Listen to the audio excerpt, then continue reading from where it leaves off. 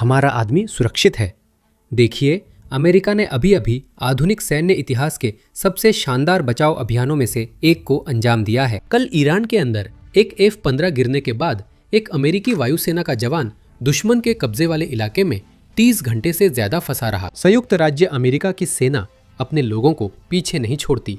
इसी वजह से एक हैरान कर देने वाले ऑपरेशन में, जो बिल्कुल हॉलीवुड फिल्म जैसा लगता है, CIA ने एक जबरदस्त मनोवैज्ञानिक धोखे की मुहिम शुरू की ताकि IRGC को पूरी तरह अंधेरे में रखा जा सके। फिर उन्होंने अमेरिकी विशेष बलों के लिए एक साहसी आधी रात के छापे की राह तैयार की। गुप्त अंधेरे में एक पूरी तरह से जमीन पर छोटी सी जंग छिड़ गई, जिसमें दर्जनों दुश्मन लड़ाकों का सफाया कर दिया गया और यह सुनिश्चित किया गया कि हमारा आदमी वापस मिल जाए। इस पर किताबें लिखी जाएंगी, इस पर फिल्में बनेंगी, लेकिन अमेरिकी सेना ने साबित किया कि कोई आदमी पीछे नहीं छूटेगा। सिर्फ नारा नहीं है, हर सैनिक अपने जीवन में इसे अपनाता है। अब CIA ने अपने भ्रामक अभियान से IRGC को कैसे चकमा दिया, जानने से पहले बचाव अभियान के बारे में विस्तार से जानते हैं। सुनिए। ये 2 वरिष्ठ अमेरिकी अधिकारियों और क्षेत्र के कई सूत्रों के अनुसार है। हमें बताया गया है कि हथियार प्रणाली अधिकारी ने पायलट के साथ ही इजेक्शन किया जब उनका F-15E स्ट्राइक ईगल गिर गया। वे उड़ रहे थे और गुरुवार रात उन पर हमला हुआ। पिछले 48 घंटों से हथियार प्रणाली अधिकारी की तलाश की जा रही थी, जिन्होंने जीवित रहने, पकड़ से बचने, प्रतिरोध करने और भाग निकलने की ट्रेनिंग का इस्तेमाल करके पकड़े जाने से बचने की कोशिश की। उन्होंने मलबे से दूर चलने के बाद एक ऊंची पहाड़ी पर छुपकर आपातकालीन बीकन चालू किया, लेकिन बचाव दलों को वास्तव में उन तक पहुंचने में ये 2 दिन लग गए, क्योंकि बहुत सारे ईरानी भी उन तक पहुंचने की कोशिश कर रहे थे। ईरान ने उस अमेरिकी को ढूंढने के लिए इनाम घोषित किया था। मेरी समझ में आया है कि वहां जबरदस्त गोलीबारी हुई थी और कई विमानों को भी नष्ट करना पड़ा था। हमने शुक्रवार को रिपोर्ट किया था कि बचाव प्रयासों के तहत 2 हेलीकॉप्टर भी क्षतिग्रस्त हुए थे और उन बचाव हेलीकॉप्टरों के कुछ चालक दल के सदस्य घायल हो गए थे। अब हमें शुक्रवार को कुवैत में दुर्घटनाग्रस्त हुए A-10 वार्थोग के बारे में भी और जानकारी मिली है। वो बचाव मिशन का हिस्सा था। वो मलबे से भीड़ को दूर रखने और वायुसेना के जवानों की सुरक्षा के लिए हवाई कवर दे रहा था और दबाव बनाए रखने के लिए फायरिंग कर रहा था। उसमें कौन छिपा हुआ था? जो अब हमें पता चला है वो एक ऊंची पहाड़ी थी, लेकिन अभी हमें बताया गया है कि बहुत सारी जानकारियां सामने नहीं आएंगी क्योंकि ये मिशन बहुत जटिल था।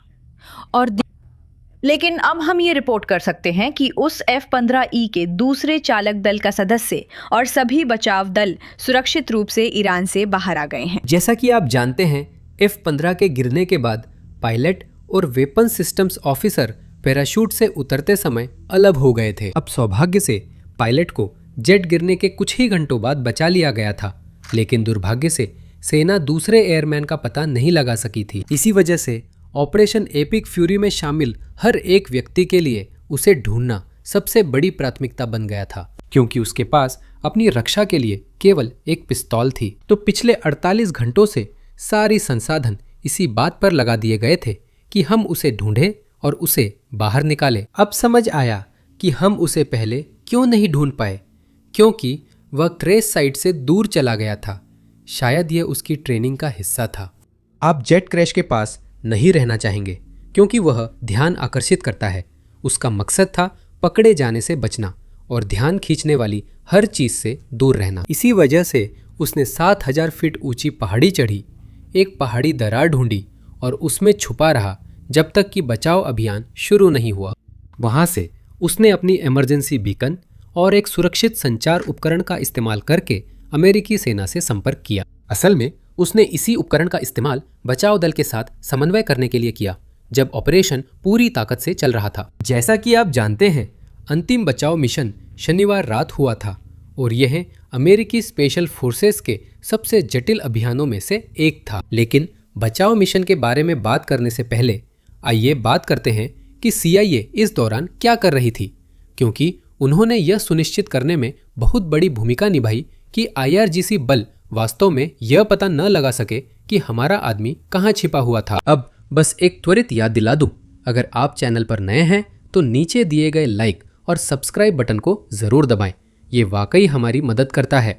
लेकिन चलिए इस रिपोर्ट में आगे बढ़ते हैं। एक वरिष्ठ ट्रंप अधिकारी ने एक्सियोस को बताया कि हथियार प्रणाली अधिकारी का पता लगाने और अमेरिकी सैन्य बचाव अभियान से पहले CIA ने पहले एक धोखे का अभियान शुरू किया। ईरान में खबर फैली कि अमेरिकी बलों ने उस व्यक्ति को खोज लिया है और उसे जमीन के रास्ते देश से बाहर निकालने के लिए ले जा रहे हैं।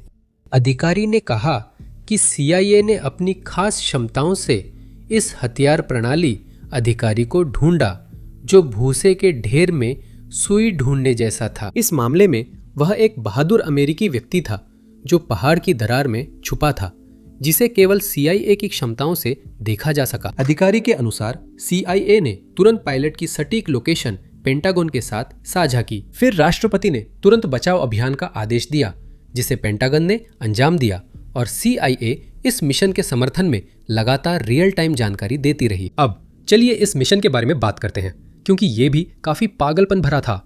तो मैं बहुत उत्साहित हूँ ये देखने के लिए कि फिल्में इस पूरे वाकये को पर्दे पर कैसे उतारती हैं। इसमें सैकड़ों स्पेशल फोर्सेस जवान, दर्जनों युद्धक विमान, हेलीकॉप्टर, ड्रोन, साइबर और खुफिया क्षमताएं थीं। अब दिलचस्प हिस्सा आता है। अमेरिकी हमलावर विमान, शायद ड्रोन भी, पहले से ही उस इलाके की निगरानी कर रहे थे जहां यह आदमी छुपा हुआ था, और उन्होंने पहले ही उन सभी सड़कों को बमबारी करके नष्ट कर दिया था जो इस जगह तक पहुंच सकती थी। और इसके अलावा जब भी उन्होंने देखा कि कोई ईरानी काफिला ज्यादा करीब आ रहा है तो उन्होंने आसमान से ही अपना काम कर दिया। फिर जब मौका आया तो अमेरिकी सेनाएं उस जगह पर पहुंच गई जहां हमारा आदमी छुपा हुआ था। वहां पास में मौजूद IRGC बलों और USPJ आतंकवाद बचाव टीमों के बीच असल में गोलीबारी हो गई, लेकिन किस्मत से कोई भी अमेरिकी मारा नहीं गया। घायलों की संख्या नहीं पता, लेकिन मौतें नहीं हुई। ईरानी पक्ष से सोशल मीडिया पर करीब 40 मौतों की खबरें आई हैं। अब मामला सचमुच पागलपन भरा हो जाता है। सोचिए, आप IRGC के आदमी हैं, आपके पास सिर्फ AK-47 है, आपके पास कोई उपकरण नहीं है और आप घूप अंधेरे में हैं। क्या आपको लगता है कि आप अमेरिकी स्पेशल फोर्सेस से जीत जाएंगे? मुझे लगता है उन्हें घर ही रहना चाहिए था। फिर भी अमेरिकी स्पेशल फोर्सेस ने वहां मौजूद IRGC बलों से निपट लिया और फिर वे उस अधिकारी को बचाने में सफल रहे और उसे उस अस्थायी बेस पर वापस ले आए जिसे अमेरिकी सेना ने विमानों के उतरने और उड़ान भरने के लिए बनाया था। यही कहानी में ट्विस्ट आता है। अधिकारी को बचाने के बाद वहां जो 2 ट्रांसपोर्ट विमान थे जिन्हें कमांडो और अधिकारी को वापस ले जाना था, वे असल में रेत में फंस गए, इसलिए वे उड़ान नहीं भर सके। मुझे लगता है कि रेत से टायर निकालना आसान नहीं होता, खासकर जब वो एक ऐसे विमान से जुड़ा हो जिसका वजन बहुत ज्यादा हो। मुझे सही संख्या नहीं पता, लेकिन तब अमेरिकी स्पेशल फोर्सेस को सच में अतिरिक्त मदद बुलानी पड़ी। डेल्टा फोर्स 3 विमान लेकर आई ताकि सभी अमेरिकी कर्मियों को निकाल सके, साथ ही उन 2 खराब विमानों को उड़ाने के लिए जो इस अस्थायी बेस पर फंसे थे। असल में यहाँ हम देख सकते हैं कि जब ईरान में सुबह हुई तो विमान जल रहा था। देखिए, ये तस्वीरें तब की है जब मैं शनिवार रात टेक्सास समय पर वीडियो रिकॉर्ड कर रहा था। अब बताइए, क्या ये किसी फिल्म की कहानी नहीं लगती? शायद ऐसी फिल्म जो अरबों डॉलर कमाएगी।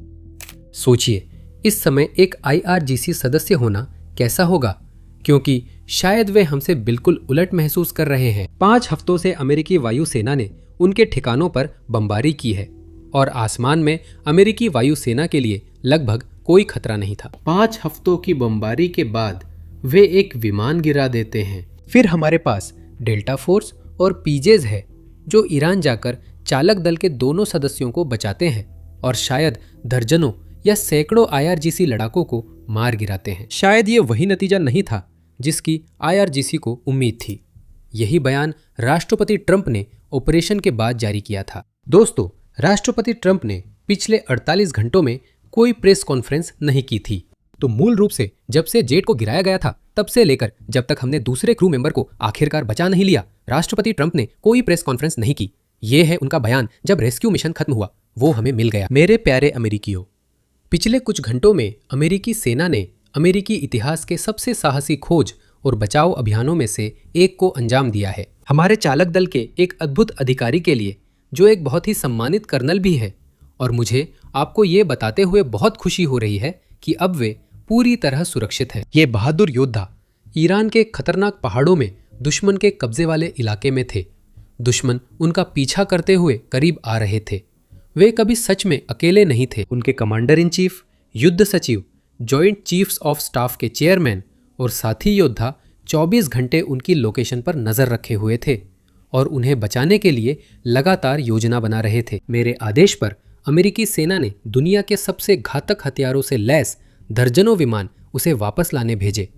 उसे चोटें आईं, लेकिन वो अब ठीक है। ये चमत्कारी खोज और बचाव अभियान कल ही एक और बहादुर पायलट की सफल रेस्क्यू के अलावा है, जिसे हमने पुष्टि नहीं की थी क्योंकि हम अपनी दूसरी रेस्क्यू ऑपरेशन को खतरे में नहीं डालना चाहते थे। सैन्य इतिहास में यह पहली बार है जब 2 अमेरिकी पायलटों को दुश्मन के इलाके के गहरे भीतर अलग अलग बचाया गया है।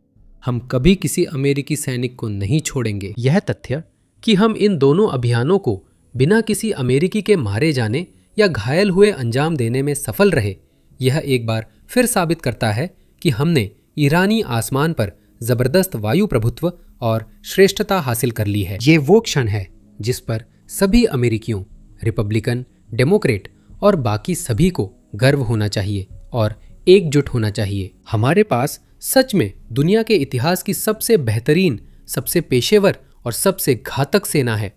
भगवान अमेरिका को आशीर्वाद दे और सभी को ईस्टर की शुभकामनाएं। बस मेरे पास आप लोगों के लिए इतना ही है। मैं आपसे अगले वीडियो में मिलूंगा।